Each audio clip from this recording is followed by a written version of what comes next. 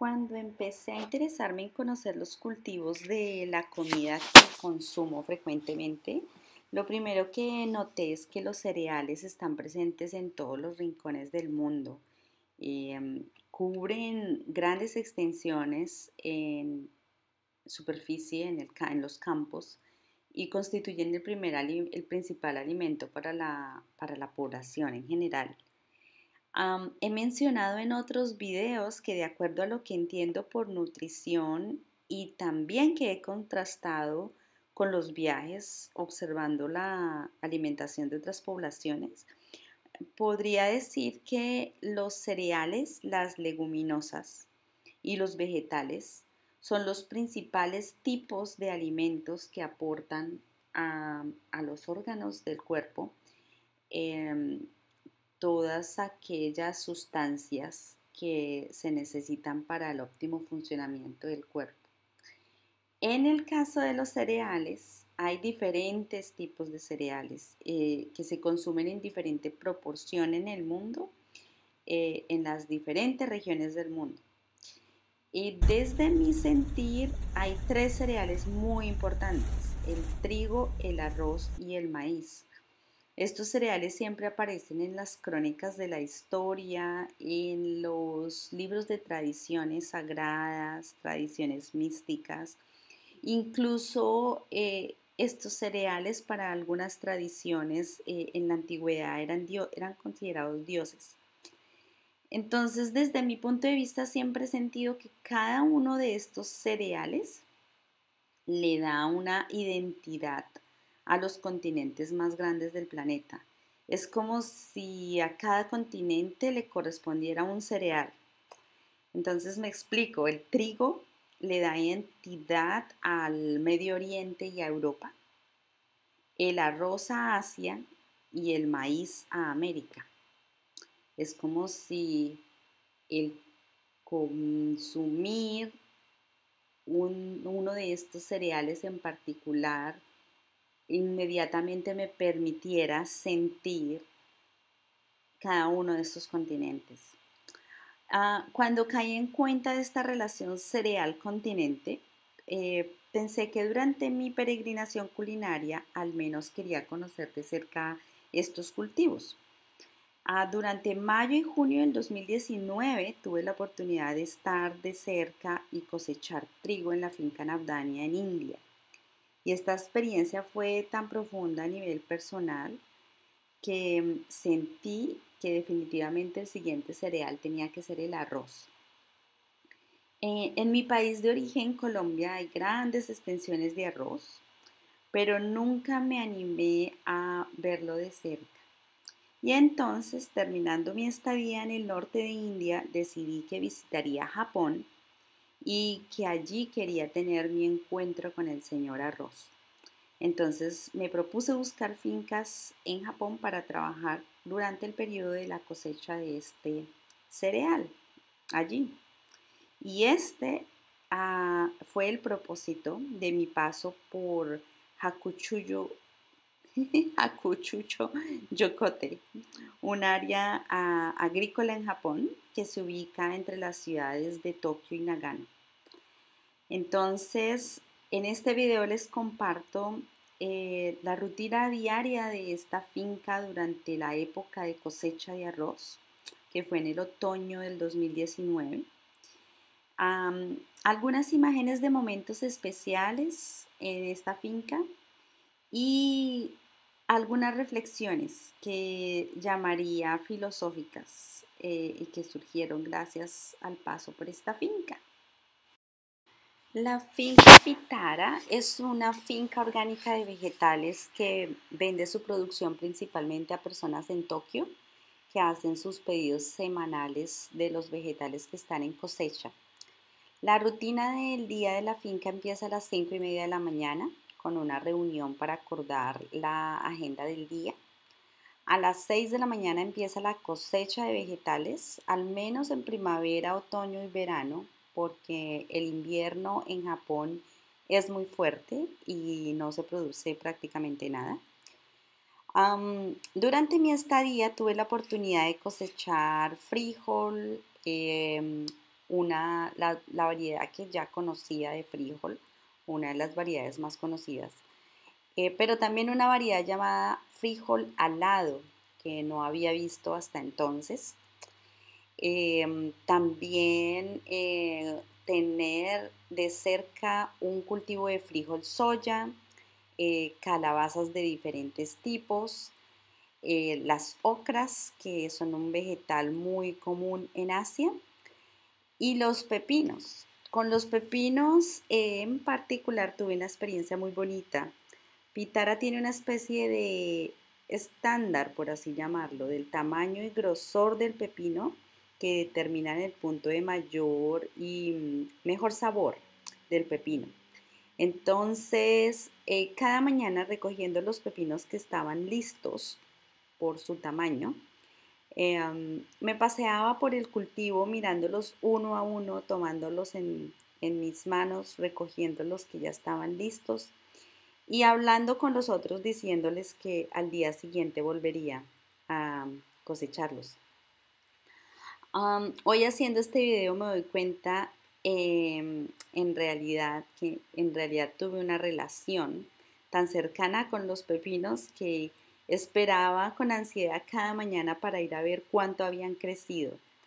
Fue en verdad maravilloso poder observar el crecimiento de cada uno de ellos a diario.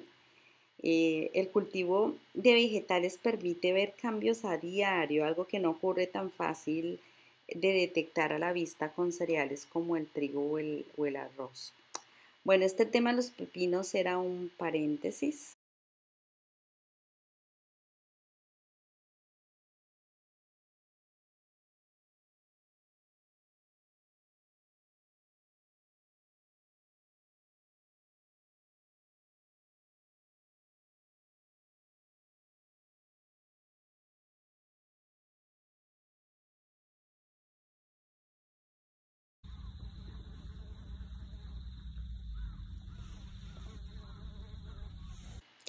La rutina del día continúa entonces llevando a la casa los vegetales cosechados y empezar a seleccionarlos, pesarlos y empacarlos para los pedidos.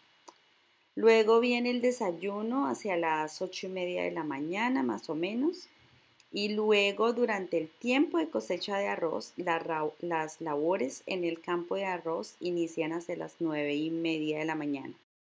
Después de 2 horas de trabajo en campo, hacia las 11:30 de la mañana es la hora del almuerzo, para el cual existe una rotación para su preparación, de manera que todos los que viven en la finca deben cocinar para los demás al menos 2 veces por semana. Después de almuerzo viene un descanso de 2 horas y las actividades se reinician a la 1:30 de la tarde con labores de arado, de siembra o si se requiere más trabajo en los campos de arroz, si están en el tiempo de cosecha.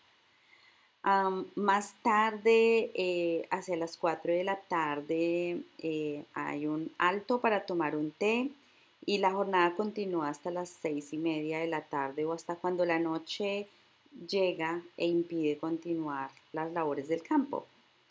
A las 7:30 de la noche es la cena y este es el momento en donde hay más tiempo para compartir las experiencias del día y cerrar con una deliciosa comida preparada, al menos como lo pude disfrutar en esta finca, con los vegetales que se cultivaban el mismo día, que se cosechaban, perdón, el mismo día. Es una experiencia bien particular, la verdad que se siente cada cena mucho más especial el saber, después de saber que en la mañana se estuvieron cosechando sus vegetales y ahora están en la mesa. Bueno, aquí empieza un relato de un tema que es más bien filosófico, que inicialmente no tuvo mayor impacto, pero que con el paso de los meses me ha estado dando vueltas en la cabeza. Una noche en los primeros días de mi estadía en la finca Pitara, Taito, que es el líder del grupo, me empezó a preguntar de qué se trataba mi viaje. Entonces le conté que llevaba cocinando por muchos años y solo hasta hace un par de años caí en cuenta que no conocía los cultivos de los ingredientes, ni siquiera de mis ingredientes favoritos en la cocina, y que así es como decidí hacer un alto en mi vida para tocar la tierra con mis manos y sentir los alimentos de otra manera. Terminé mi explicación comentando, yo no me voy a dedicar a sembrar, solo quiero sentir los ingredientes, saber de dónde vienen y luego cocinarlos y enseñarles a otros cómo conectarse con ellos mismos a través de la culinaria y la comida. Taito se quedó en silencio, él es un agricultor innato, y luego de unos minutos, de unos segundos tal vez me respondió, la solución a todos los problemas del mundo es que cada persona cultive lo que se come. Comer es la necesidad fundamental del ser humano. Si cada persona cultiva lo que se come, muchas injusticias en el mundo terminarían. Y se quedó en silencio. Los dos nos quedamos en silencio. Me pareció un poco extrema esa afirmación al principio y en mi interior en ese momento sentí que, bueno, la agricultura es una labor muy dura, casi como que prefiero que la hagan otros. Algo como, también como que mi respuesta a él, al revisarla, la sentí como que yo cocino, yo como, pero no siembro. Pasaron los días, incluso terminé mi estadía en la finca Pitara, que fue en octubre del 2019, y de allí he continuado mi viaje durante todos estos meses. Y en este momento estoy aún en el proceso de digerir ese sentimiento que tuve en mi charla con Taito, de, o al menos ese pensar, ¿sabe? Entender de dónde viene esa forma de pensar que tengo, en que los demás hagan el trabajo duro que es sembrar y yo cocino. Eso me ha abierto un par de preguntas, como que, pero si es que es la comida que yo consumo, ¿por qué que la hagan las demás? ¿Por qué que la cultiven los demás? Am, Tal vez es que acaso mi tiempo vale más que el tiempo de quienes cultivan la comida, o es que acaso no puedo hacerme responsable de producir lo que consumo. Estas son algunas preguntas que me han acompañado estos meses. Aún no tengo respuestas para ello, pero lo que sí es cierto es que con efecto retardado he empezado a entender la afirmación de Taito esa noche, de que todos deberíamos hacernos responsables de sembrar tal vez lo que comemos. Y creo que sí, que desde hace algún tiempo empezamos a asignarle un valor diferente a las labores, de una manera tan absurda que lo que nos mantiene vivos, que es la comida, lo dejamos para que lo hagan los demás. Bueno, un poco de filosofía aquí.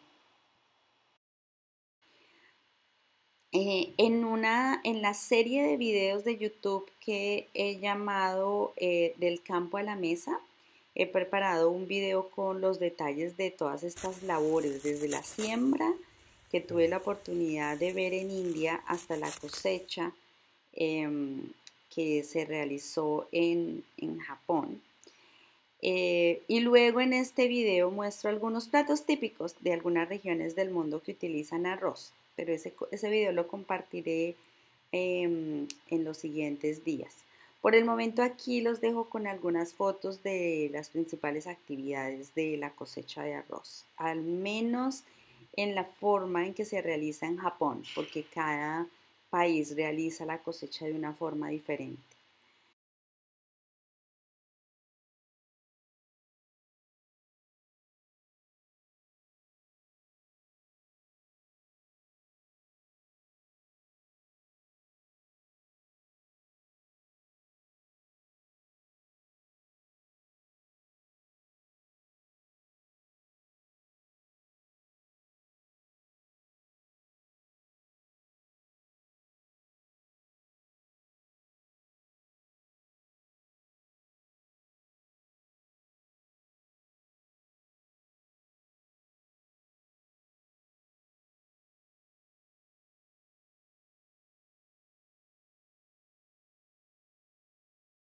Bueno, y aquí viene esta segunda reflexión filosófica en la finca Pitara.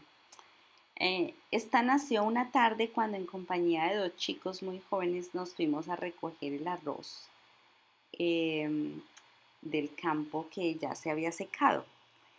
El campo estaba lleno de ranitas. Las primeras que empecé a ver eran verdes. Después de un rato empecé a ver una que otra negra que me llamaron mucho la atención por el color. Y entonces uno de los chicos que me vio embobada, concentrada en las ranas, me dijo, las ranas cafés son las más escasas y están desapareciendo. Si ves una, me avisas. Continuamos trabajando y como a los 10 minutos vi una hermosa ranita café que saltó sobre el manojo de espigas de arroz que tenía al frente mío. Con voz baja lo llamé y la chica se unió también y los tres en silencio nos quedamos observando esta ranita en extinción. Luego empecé a grabar un video y la ranita parecía como posando. Luego se fue. El chico con voz melancólica nos dijo, la cosecha destruye.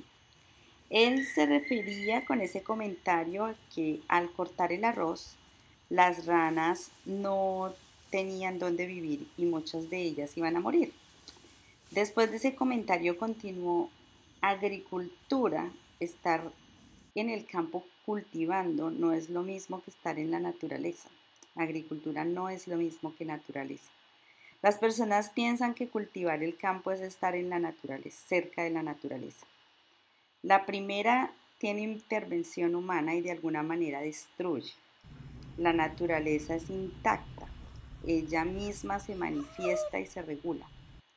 Los tres nos quedamos en silencio con el comentario de este chico, pero con nuestras miradas nos comunicamos que algo muy en nuestro interior se había movido y que de alguna manera ese mensaje nos había llegado.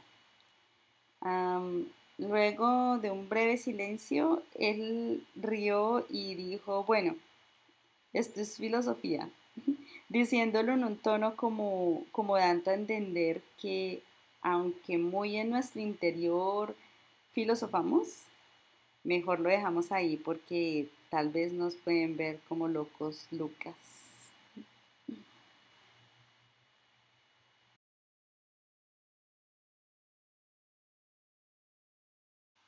Aquí termina el relato de las experiencias vividas en la finca Pitara en el centro de Japón. Ahora que termino el video me doy cuenta que el impacto de las conversaciones con quienes trabajan allí y el hecho de tener las manos, trabajar con mis manos en las actividades de la finca, movieron algo muy en mi interior. Espero haber transmitido algunos de estos sentimientos y mensajes. Muchas gracias a la finca Pitara, a todos aquellos que trabajan allí y a ustedes por escuchar y de alguna manera filosofar. Chao, chao.